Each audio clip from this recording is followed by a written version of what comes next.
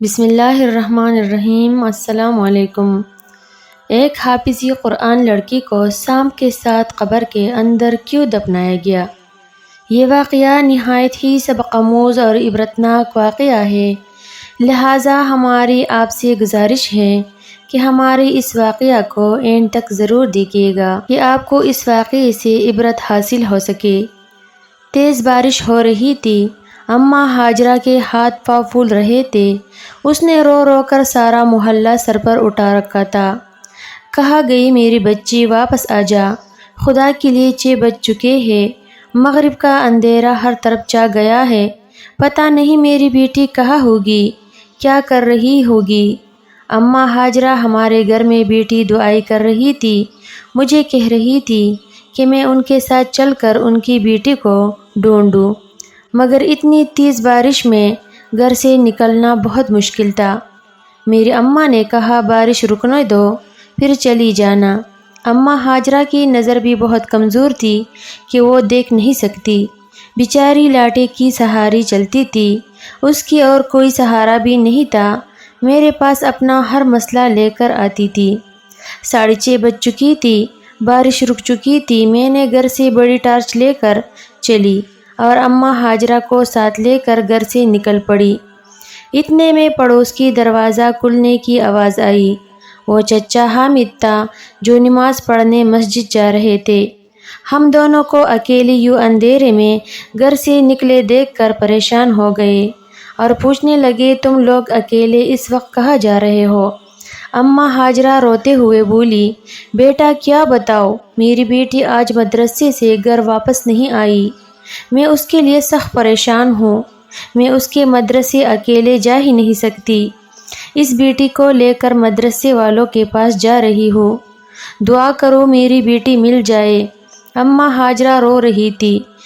چچا حامد نے جب یہ سب کچھ دیکھا تو وہ بھی ہمارے ساتھ چلنے کو تیار ہو گئے۔ میں نے خدا کا شکر ادا کیا، اندھیرے میں تو مجھے بھی ڈر لگ رہا تھا۔ چچا حامد بھی ہمارے ساتھ ہو گئے۔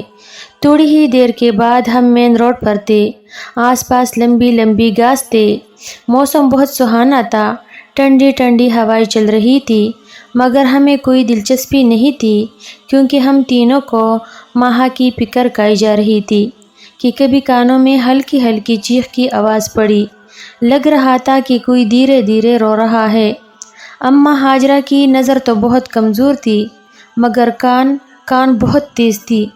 کہنے لگی مجھے اپنی بیٹی کی رونے کی آواز آ رہی ہے، یہی رک جائیے، اور میں نے ہاں روشنی ادھر ادھر ڈالی، دیکھو میری بیٹی یہاں پر بیٹی رو رہی ہے۔ اماں ہاجرہ کی بات صحیح تھی، ہم لوگ رک گئے۔ میں نے ٹارچ کی روشنی جب گھاس پر ڈالی تو میرے قدموں تلے سے زمین ہی کھنچ گیا۔ دیکھتی ہوں کہ سامنے ماں زخمی حالت میں پڑی ہے، جس کے چہرے سے خون بہہ رہا تھا اور حالت بھی سیریس تھی۔ اسے دیکھ کر میری بھی چیخیں نکل گئی۔ میں نے جیسے جس حالت میں دیکھا تھا وہ بہت دردناک اور دل دہلا دینے والی حالت تھی۔ وہ زمین پر یوں پڑی تھی جیسے کوئی جانور کا بچہ ہوتا ہے۔ یہ دیکھنا تھا کہ اماں ہاجرہ نے چیخنا چلانا شروع کر دیا، ہائے کس نے میری بچی کی یہ حالت کر دی، میں کہاں جاؤں گی، اپنی جوان بیٹی کو لے کر کس سے حساب مانگوں گی، سچ بتا میری بیٹی کس نے یہ سب کچھ کیا ہے؟ اماں ہاجرہ اپنی بیٹی کو جھنجھوڑتے ہوئے کہتی، اماں کچھ بھی تو نہیں ہوا تمہاری بیٹی کو، ہو سکتا ہے کہ کسی نے گاڑی سے ٹکر مار دی ہو تمہاری بیٹی کو۔ نہیں نہیں، میں یہ نہیں مان سکتی، اماں ہاجرہ زور زور سے چلا رہی تھی، وہ اتنا روئی کہ اس کا گلا بیٹھ گیا تھا۔ مجھے تو سمجھ نہیں آ رہا تھا کہ میں کیا کروں۔ چچا حامد نے گاؤں سے کچھ لوگوں کو بلا لیا تو چارپائی لے کر آئے کہ بیٹی ماں کو چارپائی پر ڈال کر گھر لے جایا۔ میں نے سوچا تھا کہ شاید اس کا علاج معالجہ کیا جائے گا، مگر اس نے تو راستے میں ہی دم توڑ دیا تھا۔ جب گھر جا کر اس کے جسم کو ہاتھ لگایا تو بالکل ٹھنڈی ہو چکی تھی۔ اماں ہاجرہ رونے لگی، کہنے لگی کہ میں کتنی بدنصیب ماں ہوں جس کے حافظی قرآن بیٹی کے ساتھ اتنا بڑا ظلم ہو گیا اور وہ کچھ بھی نہ کر سکے گی۔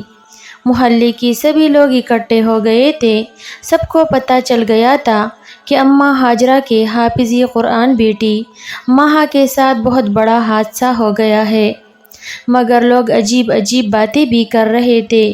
کوئی کہتا کہ اس کی بیٹی نے خود ہی کچھ کیا ہو، تو کوئی کہتا حافظ قرآن ہو کر اگر یہ حادثہ ہوا ہے تو اس لڑکی نے ضرور کوئی گناہ کیا ہوگا۔ غرض یہ ہے کہ جتنے منہ اتنی باتیں، مگر اصل معاملہ تو پیچھے تھا۔ وہ راز جس سے ابھی پردہ اٹھنا باقی تھا۔ اماں ہاجرہ کی تو رو رو کر برا حال ہو گیا تھا۔ مجھے کہنے لگی کہ بیٹی، میرے دل میں ایک بات ہے جو میں تم سے کہنا چاہتی ہوں، اور وہ میری بیٹی کی آخری خواہش بھی تھی۔ میں نہیں جانتی تھی کہ وہ کبھی اس دنیا سے اکیلی چلی جائے گی۔ اگر پتہ ہوتا تو میں اس کے ساتھ اپنا رویہ اچھا رکھتی، میں تو اسے خواہ مخواہ ڈانٹتی تھی۔ اب اس کی آخری خواہش تو پوری کر دوں، اگر نہیں کی تو خود کو گناہگار سمجھوں گی۔ میں اپنی بیٹی کو کفن میں نہیں، اس کے کرتے میں دفناؤں گی۔ اماں ہاجرہ نے ایک سفید پھٹا سا کرتا میرے سامنے کر دیا۔ یہ کیا ہے اماں ہاجرہ؟ یہ اس کا وہ کرتا ہے بیٹا جس میں میری بیٹی نماز تہجد پڑھا کرتی تھی۔ وہ کہتی تھی کہ یہی کرتا ہے جیسے پہن کر میں اللہ تبارک و تعالی سے ملنا چاہتی ہوں۔ اس کا مطلب اسے اپنی موت کا پہلے سے ہی پتہ تھا۔ اماں ہاجرہ اپنی بیٹی کو بہت پاک سمجھ رہے تھے، مگر ایسا نہیں تھا۔ باہر کے لوگ جو باتیں کر رہے تھے انہیں سن کر تو انسان کانوں کو ہاتھ لگا لیتے۔ میرے لیے اماں ہاجرہ کی پریشانی تو ناقابل برداشت تھی، مگر کیا کرتی، ان کی بیٹی کو وہ کرتا پہنانا تھا۔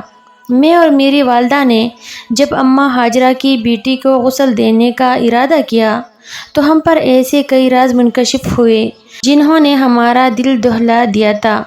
ہم نے بڑی مشکل سے اماں ہاجرہ کی بیٹی کو غسل دیا تھا، حالانکہ وہ حافظ قرآن تھی، مگر اس کی میت کے ساتھ یہ معاملات ہونا ہماری سمجھ سے باہر ہے۔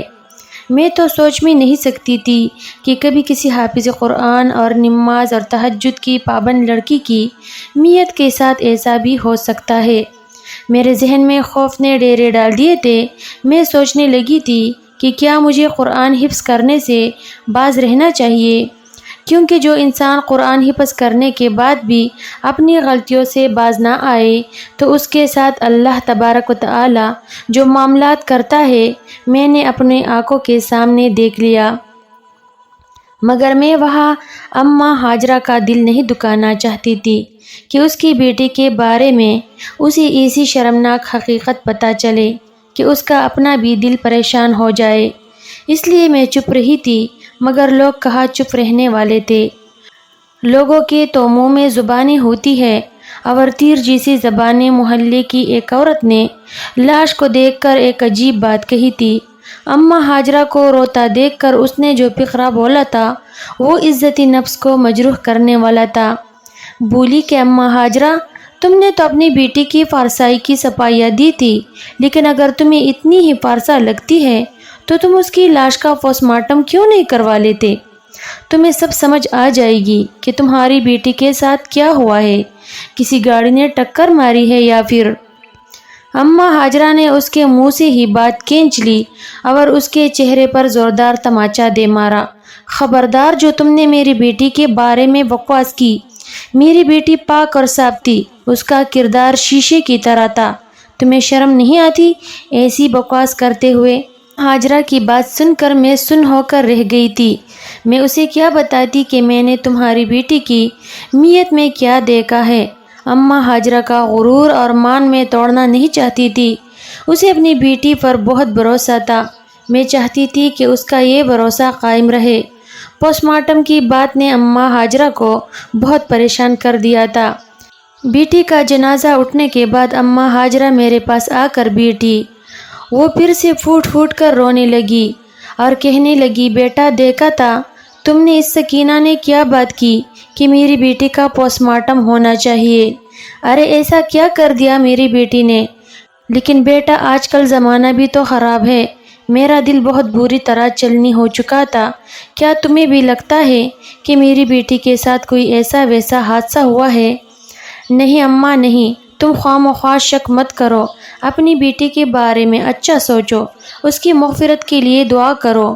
میں جھوٹے دل سے اماں ہاجرہ کو تسلی تو دے دی، مگر میں ہی جانتی تھی کہ حقیقت کیا ہے، پر مجھے کیا پتا تھا کہ یہ راز کبھی بھی چھپ نہیں سکتا، کیونکہ جب اماں ہاجرہ کی بیٹی کو قبر کے اندر دفنانے لگی تو جو بھی قبر کھودتے اس کے اندر سانپ نکل آتے۔ لوگوں نے ایسے تیسے کر کے اماں ہاجرہ کی بیٹی کو اسی قبر کے اندر ہی دفنا دیا جس کے اندر سانپ ہے، اور اس کو سانپ کے ساتھ ہی دفن کر دیا۔ اور میں تو سوچ بھی نہیں سکتی تھی کہ قبر میں دفنانے کے بعد بھی ماں کے ساتھ وہ ہوگا جو آج تک کسی دنیا میں ہوتے ہوئے نہیں دیکھا ہوگا، نہ ہی کسی قبر پر ایسا کوئی منظر دیکھا گیا جو کہ ماں کی قبر پر دیکھا جانے والا تھا۔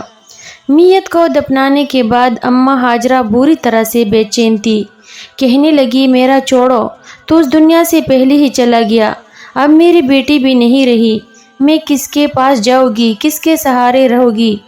ہاجرہ بی بی پھر سے رونے لگی، پھر کہنے لگی کہ میرے ساتھ میری بیٹی کی قبر پر چلو، میں وہاں جا کر اپنے آنسو بہانا چاہتی ہوں۔ اماں ہاجرہ یہ تم کیا کہہ رہی ہو؟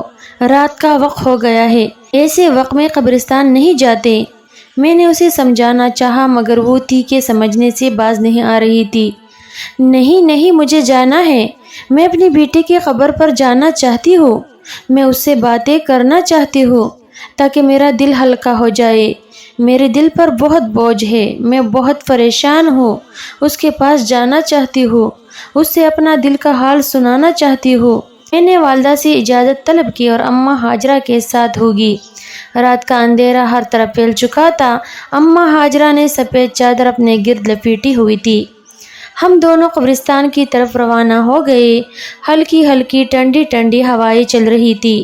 اماں ہاجرہ مجھ سے بار بار عجیب عجیب سوال کرتی تھی، تمہیں کیا لگتا ہے بیٹی کہ میری بچی اللہ تبارک و تعالیٰ کے پاس جا کر خوش ہوگی یا پھر پریشان ہوگی؟ اماں ہاجرہ کی عجیب سوال سن کر مجھے اس پر ترس آ رہا تھا، مگر میں یہ نہیں جانتی تھی کہ ابھی اس پر ایک اور قیامت ٹوٹنے والی ہے۔ ابھی تو صحیح سے اپنی بیٹی کے بارے میں کچھ نہیں معلوم تھا۔ 5 منٹ کے بعد قبرستان آ گیا۔ ہم لوگ جیسے ہی قبرستان میں داخل ہوئے تو ہمیں سامنے ہی ماں کی قبر نظر آئی، مگر قبر کچھ کالی کالی سی معلوم ہو رہی تھی۔ اماں ہاجرہ کی حالت دیکھنے والی تھی، ٹارچ کی ہلکی سی روشنی میں مجھے کچھ صحیح نظر نہیں آ رہا تھا۔ تبھی مجھے اپنے پاؤں پر کسی نرم سی چیز کا احساس ہوا۔ میں چاہوں کو میں نے ٹارچ قریب کر کے دیکھا تو میرے دل کو زوردار جھٹکا لگا تھا، میرے تو قدموں تلے زمین نکل گئی، آدھے ہاتھ جتنا کالا سانپ میرے سلیپر کے نیچے تھا، میں تو سر سے پاؤں تک پسینے سے شرابور ہو گئی، میری ٹانگیں کانپنے لگی تھی۔ تبھی آنکھیں اندھیرے کے ساتھ مانوس ہوئی تو میں نے وہ منظر دیکھا کہ اس کا خواب آج بھی میرے دل میں باقی ہے۔ ماں کی قبر کے ارد گرد کالے اور لمبے سانپوں نے حساب بنا رکھا تھا۔ ایک سانپ میرے قدموں کے نیچے بھی تھا جو ماں کی قبر سے کافی فاصلے پر تھا، شاید ہمیں اس بات سے خبردار کر رہا تھا کہ آگے مت جاؤ ورنہ تمہارا نقصان ہوگا۔ اماں ہاجرہ کی تو نظر کمزور تھی، وہ اس سے پہلے کہ جا کر قبر پر ٹھہر جاتی میں نے ایسے روک لیا۔ اماں ہاجرہ تم پاگل تو نہیں ہوگی؟ میں نے اسے اصل بات سے بے خبر رکھتے ہوئے کہا۔ تم کہاں جا رہی ہو؟ تمہاری بیٹی مر گئی ہے، اس کی قبر پر تم لیٹو گی تو اس کی روح کو تکلیف ہوگی، چلو گھر چلو۔ نہیں نہیں، یہ ظلم مت کرو، میرے کلیجے کو ٹن پاڑنے دو۔ اماں ہاجرہ قبر کے قریب ہی بیٹھ گئی اور زور زور سے بیان کرنے لگی۔ میں نہیں چاہتی تھی کہ اسے ان سانپوں کے بارے میں پتہ چلے، اس رات کو ٹھیک سے نظر نہیں آ رہا تھا، میں چاہتی تھی کہ اس کی یہ خوش فہمی قائم ہی رہی، مگر میرا اپنا دل بری طرح سے دھڑک رہا تھا اور میں اماں کے دل کو ٹھیس نہیں پہنچانا چاہتی تھی، اس لیے میں بڑی مشکلوں سے اماں ہاجرہ کو وہاں سے واپس لے آئی، مگر کون کس کو روک سکتا ہے؟ اگلے ہی دن عصر کے وقت اماں ہاجرہ روتے ہوئے اپنی بیٹی کی قبر پر پہنچ گئی تھی۔ اس بار میں بھی اس کے پیچھے پیچھے گئی، کیونکہ اب میرے ذہن میں اور میرے دل میں اماں ہاجرہ کی ہمدردی کے علاوہ اس قبر کا تجسس بھی تھا۔ میں جاننا چاہتی تھی کہ رات کو جو کچھ میں نے دیکھا کہیں وہ خواب یا کوئی گمان تو نہیں تھا، کیونکہ بعض اوقات قبر کے خوف کو لے کر انسان کا وہم اس قدر بڑھ جاتا ہے کہ ایک عام قبر بھی خوفناک نظر آنے لگ جاتی ہے۔ عصر کا وقت تھا، روشنی تیز تھی، اتنی واضح اور صاف روشنی تھی کہ اماں ہاجرہ بھی سب کچھ صاف صاف دیکھ سکتی تھی۔ قبرستان میں داخل ہوتے میری نظر ماہا کی قبر پر پڑی اور اماں ہاجرہ نے بھی اسی وقت قبر کا نظارہ کر لیا اور پھر داڑھ مار مار کر رونے لگی اور کہنے لگی کہ قبر کے باہر یہ حال ہے تو اندر کیا ہوگا۔ میں نے بھی دیکھا تو قبر میں اور زیادہ کالے سام تھے، قبر کے اوپر اتنے زیادہ سام تھے کہ قبر کالی ہو گئی تھی اور قبر کی مٹی نظر نہیں آ رہی تھی۔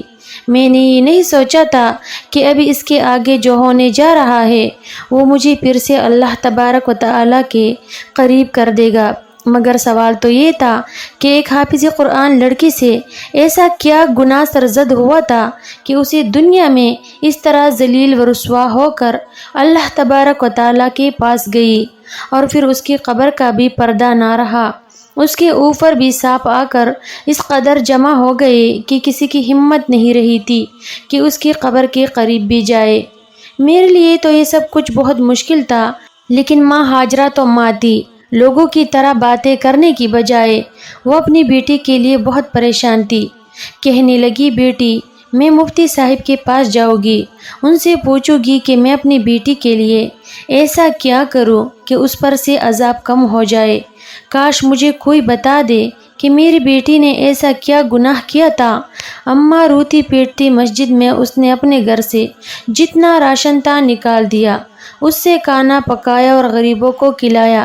اللہ تبارک و تعالیٰ سے دعا کی یہ میری بیٹی پر سے عذاب ختم ہو جائے، لیکن ایسا نہیں ہوا تھا۔ ماہا کی قبر پر مسلسل کالے سام ڈیرا جمائے ہوئے تھے اور وہ اتنے زیادہ تھے کہ کوئی انہیں ہٹانے کے بارے میں سوچ بھی نہیں سکتا تھا۔ پھر قدرت کے عذاب میں کون دخل اندازی کر سکتا ہے؟ یہ تو قدرت کا نظام ہے۔ اگلے دن سب لوگ حیران ہو گئے تھے، کیونکہ اماں ہاجرہ کے گھر کے باہر ایک ایسا منظر دیکھنے کو ملا تھا کہ لوگ اماں ہاجرہ پر ترس کھانے لگے۔ اس نے اپنے گھر کا سارا سامان نکال کر باہر رکھ دیا۔ روتی ہوئی وہ صدائیں لگاتی، کوئی غریب ہو آ کر میرے گھر سے جو چاہے اٹھا کر لے جائیے، میں سب اپنی بیٹی کے نام پر صدقہ کر رہی ہوں۔ کسی کو میرے گھر کھانا ہو تو آ کر کھانا کھا لے، میں اپنی ہر چیز اللہ تبارک و تعالیٰ کی راہ میں قربان کر رہی ہوں۔ اے میرے رب، میری بیٹی کو معاف کر دے۔ اماں ہاجرہ نے پہلے اپنے گھر کا سارا سامان نکال کر سڑک پر نیلام کر دیا۔ کسی کو کوئی چیز سستے داموں میں دے دی تو کوئی بیواؤں کو مفت میں دے دی۔ اماں ہاجرہ اپنا سر پھیرتی اور کہتی کہ مجھے اس دنیا سے کچھ نہیں چاہیے، اپنی بیٹی کی آخرت بچانا چاہتی ہوں۔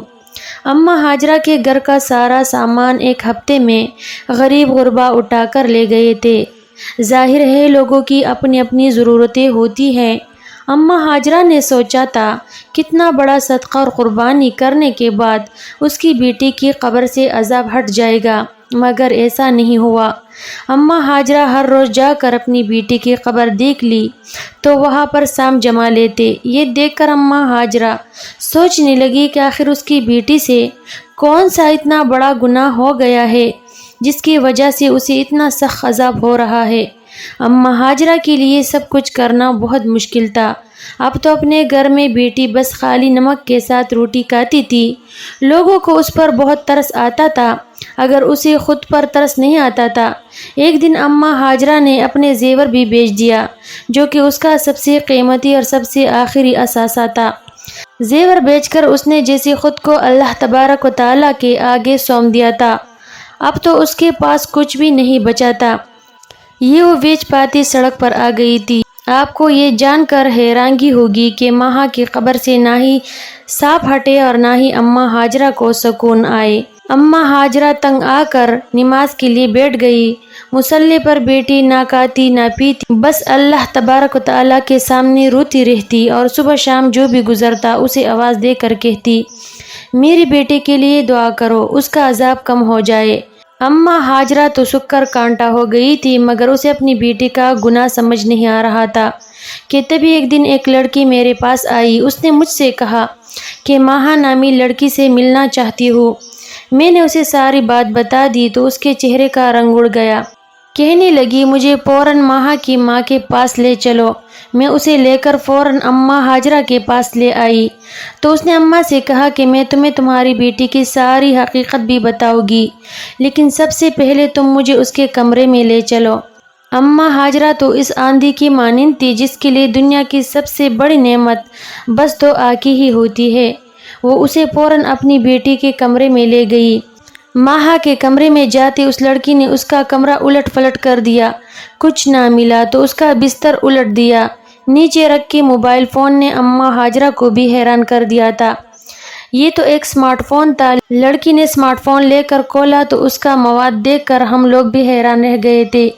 کوئی سوچ بھی نہیں سکتا تھا کہ اماں ہاجرہ کی بیٹی ایسی نکلے گی، چند پیسے کی خاطر اپنے لیے جہنم خریدنے چل پڑے گی۔ مگر اللہ تبارک و تعالیٰ تو 70 ماؤں سے زیادہ محبت کرنے والا ہے۔ اس لڑکی نے بتا دیا کہ ماہا صرف خود ہی نہیں بری چیزیں دیکھتی تھی بلکہ وہ لوگوں میں بھی برائیاں پھیلا دیتی تھی۔ اس نے اگرچہ خود کو تو استعمال نہیں کیا مگر ادھر ادھر ایسا نازیبا مواد دوسروں کو دکھا کر اپنے لیے قبر میں عذاب خرید لیا۔ یہ ماہا کی خوش قسمتی تھی کہ اس کے موبائل پر کسی قسم کا کوڈ نہیں تھا، کیونکہ اس کی ماں کو نظر نہیں آتا تھا تو اسے کوڈ لگانے کی ضرورت محسوس نہ ہوئی۔ یوں ماں سے چھپ کر موبائل استعمال کرتی رہی۔ اس لڑکی نے ماہا کے فون سے وہ ساری چیزیں ڈیلیٹ کر دی۔ ہاں جی، ماہا کی قبر سے سانپ ہٹ کے اس کی ماں کے دل کو بھی قرار آ گیا۔ پیارے دوستو، اب آپ سوچیں گے کہ آخر اس میں کیا مسئلہ ہے؟ یقین مانیے، اگر اللہ تبارک و تعالیٰ نے وہاں پر کرم نہ کیا ہوتا تو اسی لڑکی کو ماہ کے گھر نہ بھیجتا۔ یہ تو ماہا کی گناہوں کو معاف کروانے کا ایک بہانہ تھا۔ بس یہی وہ دن تھا جب میں نے قرآن پاک سے اپنا رشتہ پھر سے استوار کر لیا، کیونکہ میں سمجھ گئی تھی کہ حافظی قرآن کبھی بھی اللہ تبارک و تعالیٰ کے قہر میں نہیں آ سکتا۔ اللہ تعالیٰ اسے اپنے قہر سے بچانے کے لیے کوئی نہ کوئی راستہ تو ضرور بتا دیتا ہے۔ اور ویسے بھی اس کی ماں نے بہت ساری دعائیں کی تھی اور اللہ تبارک و تعالیٰ کی راہ میں صدقہ اور خیرات کیے تھے، کیونکہ صدقہ بلا کو ٹال دیتا ہے اور مصیبتوں کو دور کرتا ہے۔ کسی وجہ سے اللہ تبارک و تعالیٰ نے ماں کی دعا اور صدقے کی وجہ سے اس کی قبر سے عذاب کو ٹال دیا تھا۔ پیارے دوستو، حافظ قرآن ہو یا پھر عالم دین ہو، اگر وہ اپنی زندگی اللہ تبارک و تعالیٰ اور رسول اکرم صلی اللہ علیہ وآلہ وسلم کے احکامات کے مطابق گزارتا ہے تو دنیا اور آخرت میں وہ کامیاب ہوتا ہے۔ اور اگر عالم دین حافظ قرآن ہونے کے باوجود وہ اللہ تبارک و تعالیٰ کی نافرمانی سے باز نہیں آتا تو اللہ تبارک و تعالیٰ کی پکڑ بہت سخت ہے۔ محترم ناظرین، غیر اخلاقی ویڈیوز دیکھنا آج ہمارے معاشرے کے اندر نوجوان نسل میں بڑی تیزی کے ساتھ بڑھ رہا ہے، لہٰذا ہمیں چاہیے کہ ہم اپنے بچوں کو موبائل فون استعمال نہ کرنے دیں۔ اگر ان کو موبائل فون لے کر دے تو ان کا دھیان بھی رکھے اور ان پر گہری نظر بھی رکھے، اور جیسی ہی اولاد جوان ہو ان کی شادی کر دینی چاہیے۔ اللہ تبارک و تعالیٰ سے دعا ہے کہ اللہ تبارک و تعالیٰ ہمیں نیک اعمال کرنے اور گناہوں سے بچنے کی توفیق عطا فرمائے، اور اللہ تبارک و تعالیٰ نے بدنگاہی سے بچنے کی توفیق عطا فرمائیے۔